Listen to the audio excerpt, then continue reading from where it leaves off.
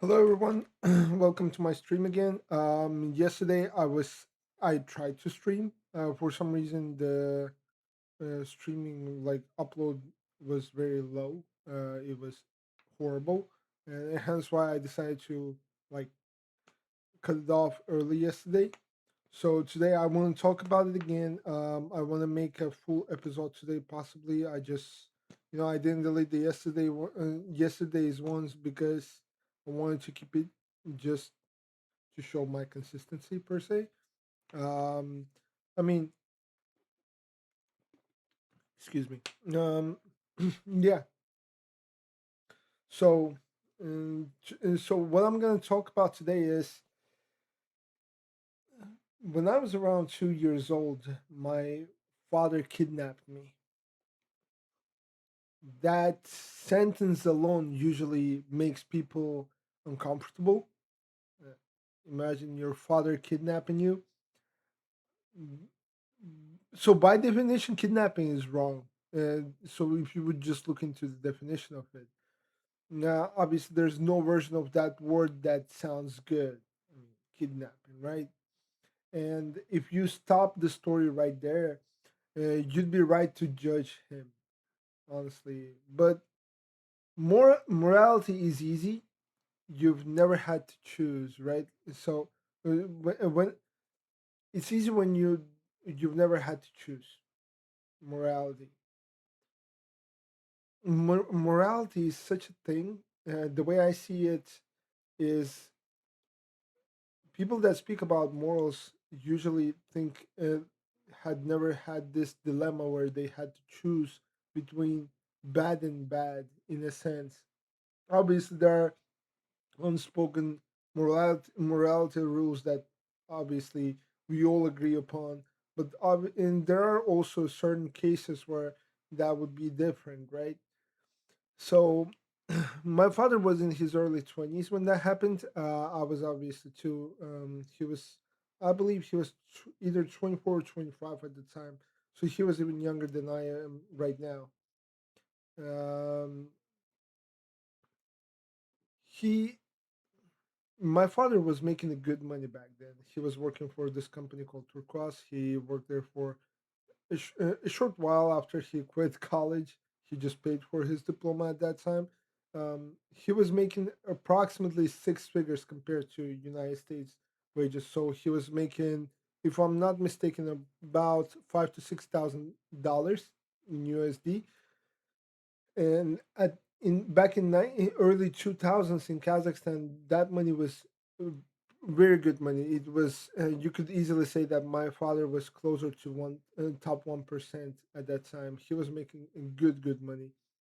Um, Obviously, nothing always in life goes linear. It's something ought to happen. That's unfortunate, but that's life. It's full of adventures. I mean, so the reason why I feel still so close to my father uh, is due to the sacrifice that he did when I was a kid. He never asked anything back for them. In fact, he always said it was his duty to do something like that. But at the same time, I do feel indebted to him for how I turned out. Obviously, I do have my shortcomings. I'm not a perfect human being. Nobody is. In fact, just today, I argued with my little brother. Our arguments tend to become physical. He's 20 years old, although I call him little brother. He's 20 years old. Uh, and yeah, sometimes it tends to get physical, but obviously we try to, work it out. We talk it out as grown men, so say, right? My father, he was obviously not home all the time, most of the time. And my mom, my real mom, she wanted to live with her mother. They had a small Soviet Union style apartment and back in the city called Almaty. And my family on that side is all of them are and were interesting characters. My grandma, my maternal grandma, she used to be beat alcoholic. She used to drink vodka like in bottles a day. Like I'm talking about 2 3 bottles a day easy. My uncle, my great uncle, my maternal grandma's brother, he was an alcoholic as well. He used to be in the army, Soviet army. Then something happened to him after he obviously left the army. He worked at the factory, and something happened to him. He got crippled, and that's why he was just getting government paycheck. If I'm not mistaken, that's how I remember it. And but the only thing he did the whole day, he would sit at home. That guy was like in his 50s, 60s, right? And he would just sit at home and play video games on the computer. I had my mom's cousin. He was living with us, like with my maternal grandma, and he was honestly the smartest one of them. He was what you would say like a black sheep of the family in a sense. He was actually very smart, and he still is. He actually went on the news a few times over there as well. My great grandma, she was living with them as well. She passed away like 2 to 3 years ago. She was obviously very old. I mean, although yes, she was a little bit not a good person at times, but at the same time, she did a lot too, and she was a strong woman. I respect that. Honestly, she was extremely strong. When Tatar people got exiled from Russia to Kazakhstan, she in her so they sent them in wagons, like in the trains. Those were cargo wagons, right? And people died in those wagons, and she's watched her family die in front of her eyes in those vans, and she was 12 at the time. So imagine this: she just traveled all that road. She watched her family die.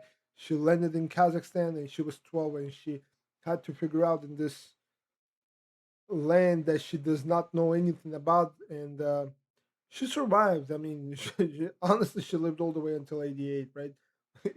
And those are the things I'm talking to you about, like that happened like during the Second World War, right?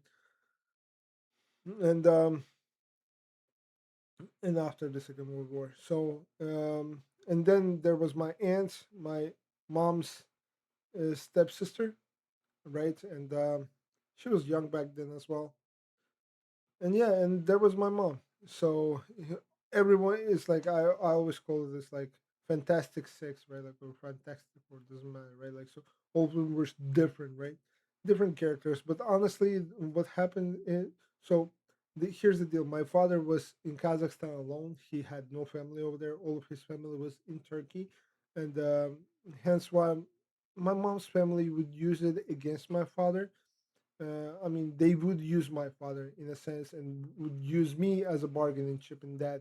And my father did not like the idea of it as well. So what he did was he basically mm, one day he specifically chose a day when no plane would fly to Turkey and in Kazakhstan, and so my mom would be assured and would call my mom and tell her, "Look, my friend is having a wedding. I would like to take you and Jimmy to the wedding. Would you like to come?" He knew that my mom was gonna say no, so he said, okay. He came to the. My mom said, you know what, like just take Jimmy. I'm gonna stay at home. And my dad's like, okay, fine, no problem. And at that time, my father, mind you, he was sending like $1,000, $2,000 at the time, and that's a huge amount of money. And almost none of the money, like throughout my childhood, like whenever I was living with them, like all those 2 3 years, I apparently I have not seen a single penny of that money, right? So my father comes in to pick me up, and he sees that all the clothes that I've been wearing, like and stuff like that, it's all torn off, right? So and I was dirty, like the floors were the floor of the house, everything was dirty, right? So he was not happy with that arrangement. He goes like, I mean, obviously, think of it this way: like the guy goes like, like I'm making what we would call in Kazakhstan 6 figures, right? And my son, he's over there like literally in a pigsty, just swimming in dirt, right? So he was not happy with that arrangement. So he decided to take me take me to that wedding. But what he did is he took me to a different city, met up with his friends, and started creating a game plan how to take me to Turkey. So my father's plan was to take me to Turkey and basically let me live with my grandparents at the time, right? And like his parents. So honestly, that's what happened, and he somehow smuggled me through the border to the Kyrgyzstan. It's a country on the south, like next to Kazakhstan, and through there he flew me to Turkey, and he obviously came as well. Uh, well, he couldn't come back to Kazakhstan right away because he was basically a wanted man. In fact, my mom went old like apparently she saved up some of the money that my dad sent her, and he actually she actually reported with that money my father to the Interpol, and so Interpol was looking for me as well and for my father. So my dad had to figure out how to do it, like how to avoid all of that, right? And his bosses from Kazakhstan, they call him, hey, you know what? Like you have to, you just don't come back. Even if you come back, just extremely be careful because they're looking for you over here. They constantly come into the office. My dad is like, okay, thank you and whatnot. They go like, look, if you need help, just let us know. So my father goes back to Turkey and no, I'm so sorry, to Kazakhstan, and over there to avoid any paperwork and stuff because cops are looking for him, right? Cops and Interpol. He stays in those dorms. Um, so basically, those were for people that cannot afford the apartments and whatnot, right? So basically, for anybody who cannot afford living alone. And he always told me that those dorms were disgusting.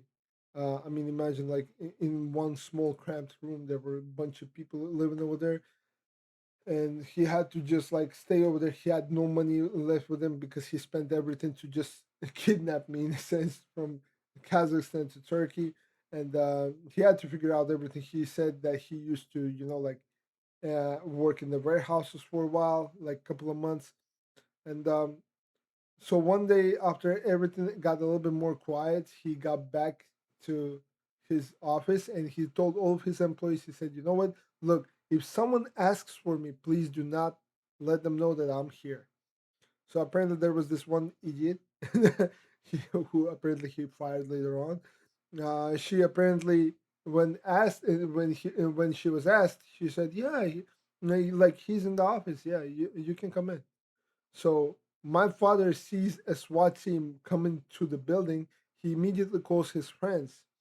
Um, his friend, he goes like, you got to get me out.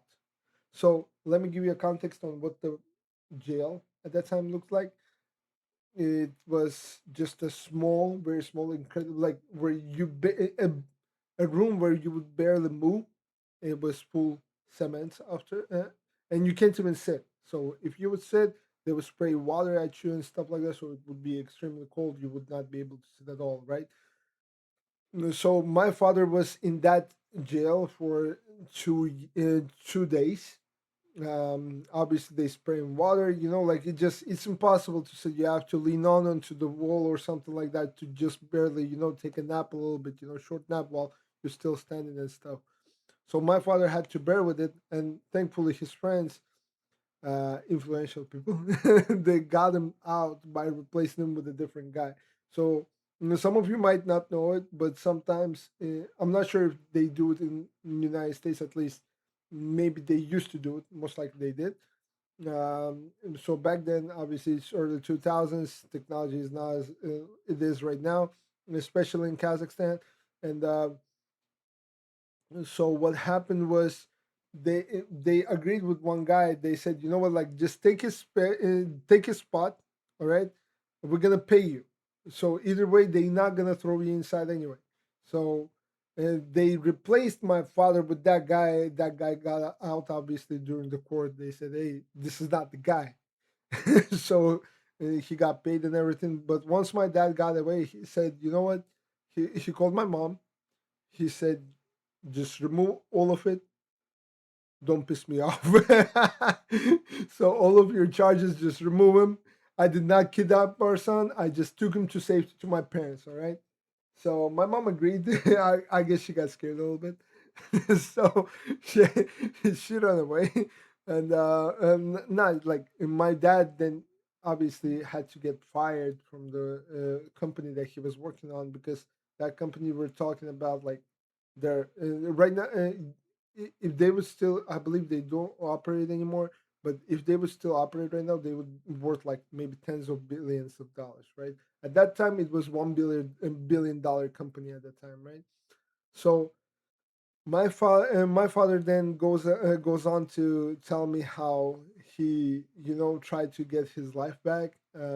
Over the years, obviously, his life got a little bit more complicated with me around. So I stayed with my grandparents for about 2 years. So I believe, yeah, no, it should be I believe it's 3 years. So I was around five when my parents got reconciled. We actually moved to, they actually took me back to Kazakhstan, and obviously, so I did not know who my parents were as I was growing up all the way until 5 years old. I always thought it was my grandparents. I honestly never really thought who my parents were. Like I never really cared. Because my aunts and my cousins, like and my cousin at the time only, I didn't have the little ones. In fact, on the year that I was taken back to Kazakhstan, my uh, second cousin was born. And I still remember that day. So yeah, after my parents got reconciled, they took me back to Kazakhstan.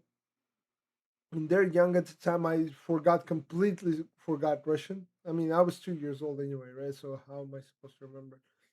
So I started watching cartoons, and that's how I remembered the Russian, and I learned it that way.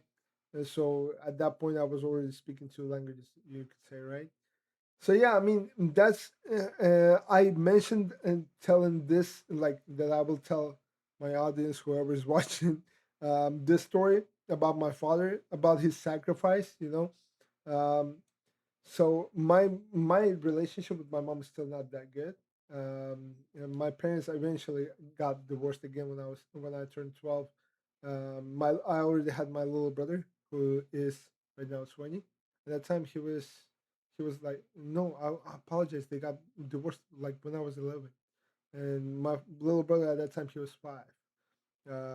So yeah, and me and my little brother, since then we were always together, right? And I still love this little shit, but sometimes he gets on my nerves, right?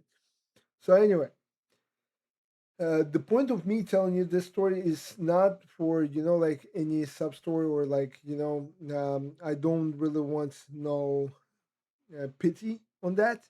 In a sense, what I'm trying to say is, there are always people that can sacrifice something for you, right? Especially your family. For me, it always had been my father. For some of my friends, it's their mother, right? It can be anyone, and just when you take it at face value, right? Most of us even ignore it until we actually see the value of it ourselves. I mean, I didn't realize how much my father loved me right until I turned 20 and 25, 25, 26. So until now, it took me a while. It took me an honest while to figure that shit out, which I would say is obviously sad. I mean, imagine this: that guy, he could have been my father. He could have been filthy rich right now. He lost everything just for me and my little brother twice, and I do appreciate his sacrifices. I mean, look, I'm thinking about myself right now. I'm not sure. I'm not sure if I would have risked everything that I have just to, do something like that. I mean, that begs the question. Would you do the same thing? Um, because morality wise, for just because you're maybe a father or mother of your kids, would you do that? Right? Would you, like go against the law and kidnap your son? or your dollar just to make them better opportunities in life. Not everybody is willing to do something like that, and that's actually very respectable and very honorable. It's that's what I respect the most about my father, right? So it's it's how can I put it?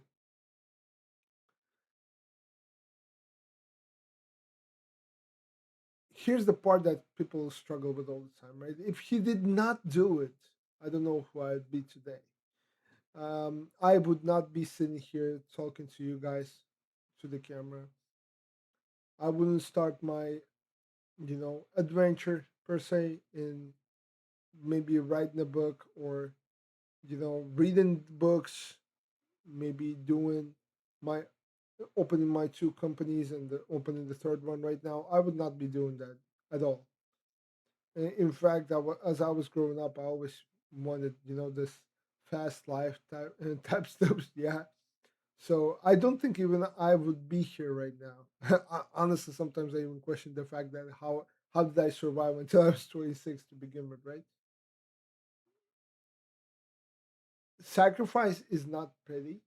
Most of the people forget that sacrifice means it can mean anything. You can sacrifice from your own future. You can sacrifice from your own opportunities, from your job, from your emotions, from your behaviors, from your habit, right? It's not clean and it's rarely understood in the moment.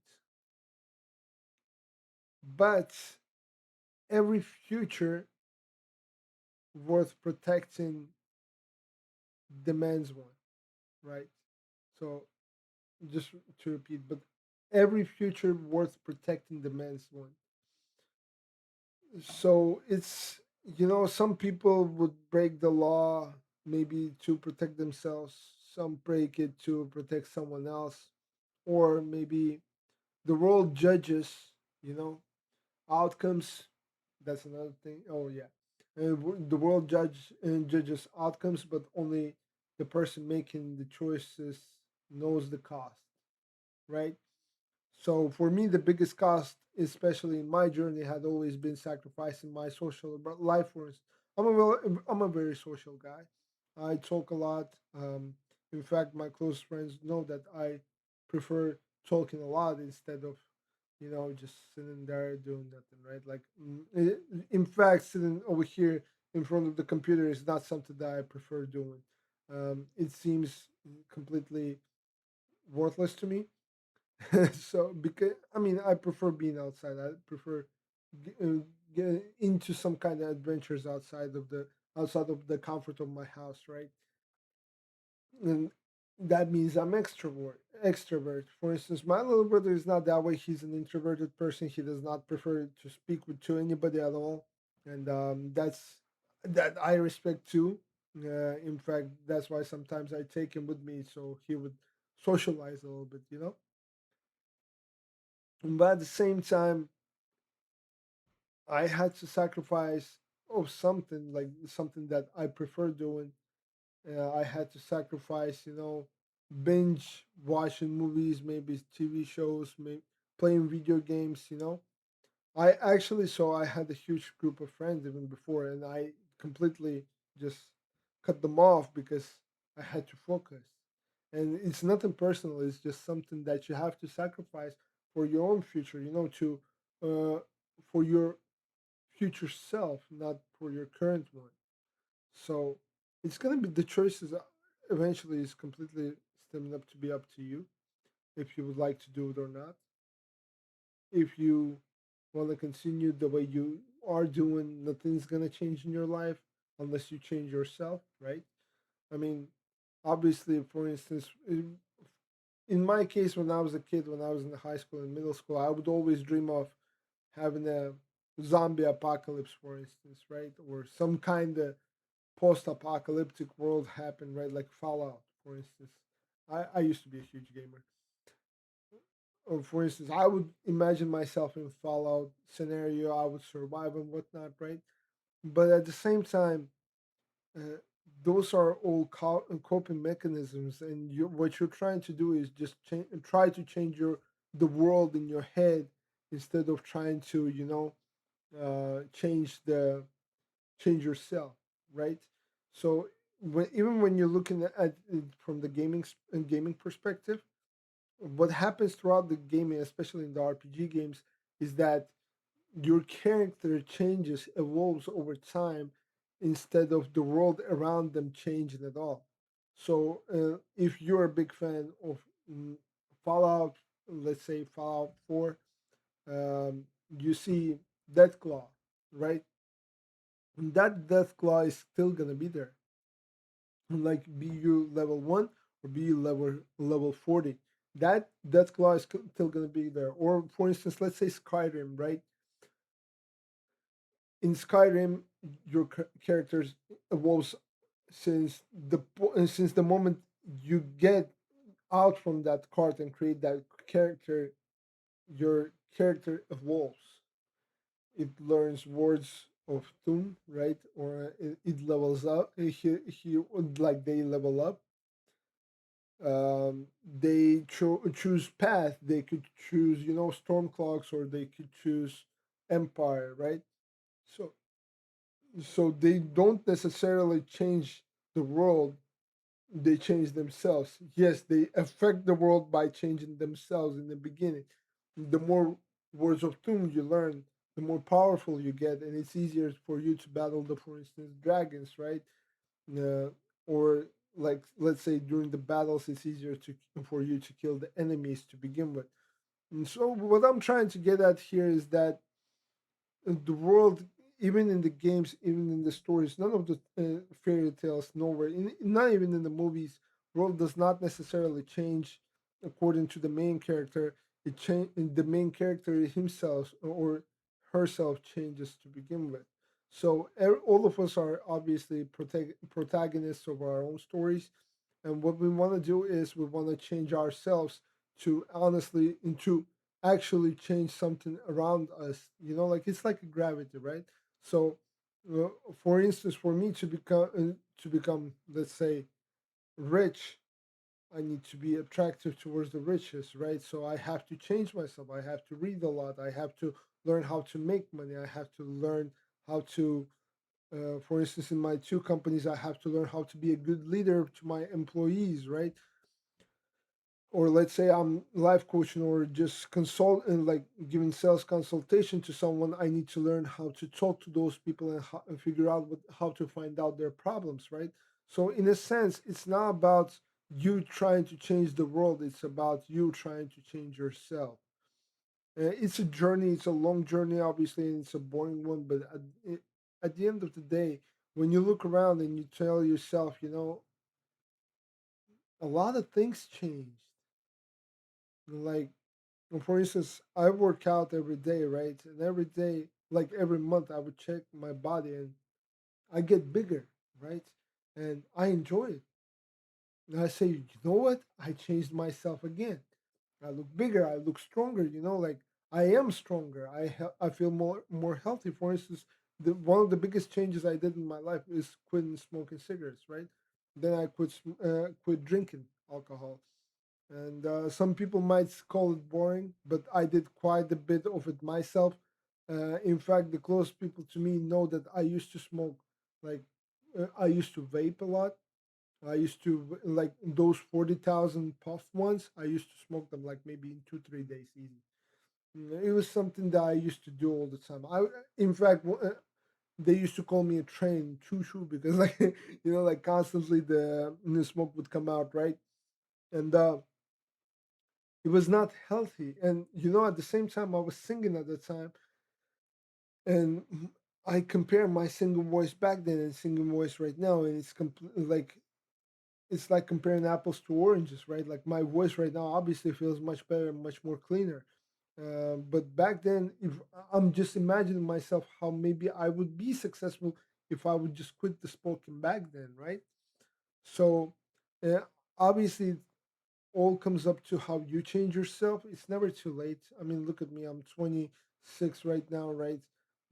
I honestly fucked up my life like a year ago, from to the point of fucking no return. I promise you that one.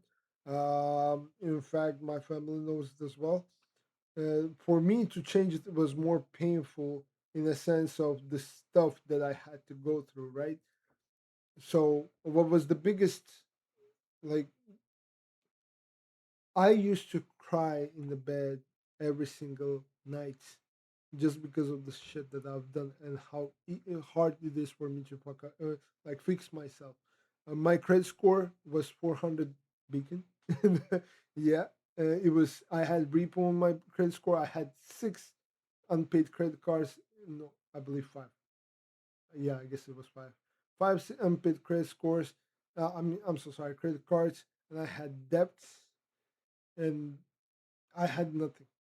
I swear to you, I swear to God, I had shit ton of debt, and I did not know what to do. Imagine this: I didn't even have a car. I did not have nothing. So let's say I see a beautiful lady in a restaurant or like a coworker, right? She talks to me. I talk to her. We like each other. I can't even talk her out because I don't have a car. So it just I felt so ashamed at the time. I mean, obviously, like it's maybe there's nothing wrong with it. It just like you would still would like to have a car to take someone on a date.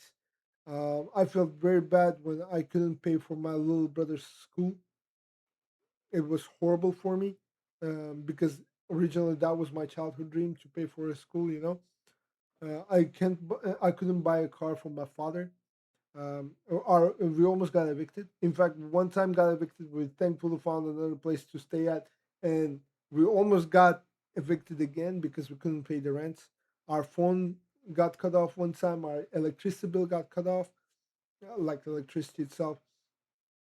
And my grandparents is at home, and they're stressing out, and it was so much to just to handle all of it, and it was horrible to go through.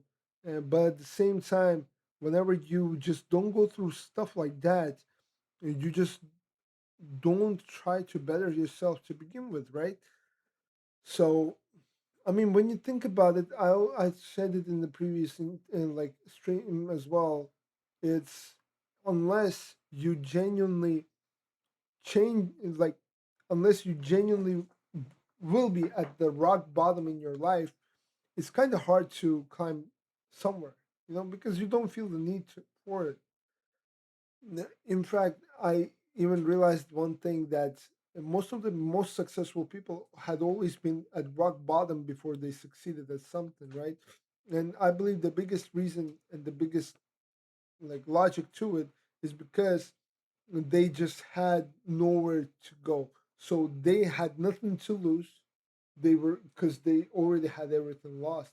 They had nothing to lose. They had to figure out. They had to catch on to something, grab something that would actually bring them back up, right? So they just tried all of these stuff, all of these things, and one of those things worked out for them, and that's maybe how they got successful. Oh, for me to fix myself, I even wrote a book. Um, then I wrote a bunch of articles. I did. I'm trying this one right now. I opened two companies. One of them is becoming an unsuccessful company. I'm failing it. Yeah, that's what happened to me. I'm failing it completely, and I'm thinking on how to get back up. So I was like, you know what? One day I was sitting and I was thinking to myself, you know what? Let me try something else. Let me try this. Let me try that. Let me talk with my friends from back in Turkey and Kazakhstan. Maybe we can do something. Maybe we could do some kind of trade. Maybe I could sell them something from here. It just anything can come up to your mind, and you just start thinking because like for instance, my coping mechanism had always been playing video games, right? But when I quit playing video games and I just completely focus on how to think, it improves my thinking mechanism, right? Like, so I start thinking, I start coming up with ideas, I start reading books, right? And by books, I don't mean like books like Game of Thrones, right? Books that actually would help you. And I'm not talking about self help books. In fact, to this day, I did not read a single self help book. And it's no disrespect to anybody in that genre. It's not something to me, and I do not agree with some of the things that they say. No, I do believe that, for instance, reading philosophical books, or maybe how can I put it, books that would actually add something to you about leadership, power, or whatever, then those are the ones that you should be reading, because if you're thinking of becoming a leader, maybe opening a company, maybe even becoming a teacher at one point, is going to be helpful to you, for you to know, to have that knowledge, how to talk with people. And those books, they actually help you to understand the mindset of the person in front of yourself, right?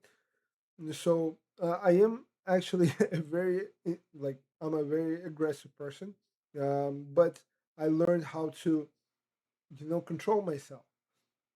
And so in our family, this it's a thing. Everybody in the family is aggressive, extremely. My little brother, my grandpa, my dad, right? So I'm trying to be the least aggressive one. I apologize. So the point is to be different from who your, let's say, your predecessor is, right? To be different from the ones at home. You don't gotta follow the steps of your father, grandfather, or anybody, right? My grandfather had a very fast life per se, and a lot of adventure in itself, right? And but he right now he's calmed down, and he just tells me his mistakes. And the more I listen to him, the more I understand that, yes, although it sounds cool, the guy actually genuinely regrets what he has done, right? So, and that's why, for instance, he wants me not to be like him. My father, he did a lot, although he was extremely successful. Thankfully, he still, for instance, has a lot of mistakes, and he regrets them. So he tells me about them, and I try to learn from those mistakes too, right? So it's something that I guess everybody has to take into an account. And yeah, that's exactly what I do. Right now, obviously, my content is a little bit bland. That's the way I think. Is the reason because I'm trying to just talk. I'm not doing anything interesting and just throwing my ideas here. I do want to start. I will actually start doing it outside soon enough. Just have other shit going on right now and don't have time for it. Yeah, in a sense, the streaming is just me talking to you guys. It's nothing special. Just me throwing you guys my ideas and whatnot. And yeah, so I'm thinking of doing it outside soon, and making content more interesting. In fact, I'm waiting on my very close friend and business partner Breezy. We are actually thinking of doing the streams together, and hopefully we'll see what's gonna happen. Maybe I'll do some reaction videos, but I don't think I really want to do them, because I do think they are a little bit, too overly done at this point. Everybody does them, and I don't think that's interesting. It's the easiest way of doing content. That's what I think, because I mean, all you do is just open a video or something, or open a movie or anime or whatever, and you just react to it. And I mean, at some point, it just gets bland and it's not interesting. Like, why? I mean, I do think sharing ideas over here like that online is much more interesting than just throwing the something out there, right? So yeah, that's gonna be it for today. I do want to tell you again that today's final thought about the story itself as well is gonna be the world judges outcomes, but only the person making the choice knows the cost. So yeah, um, I appreciate you guys for sticking around. Whoever stuck around until this time, and yeah. Uh,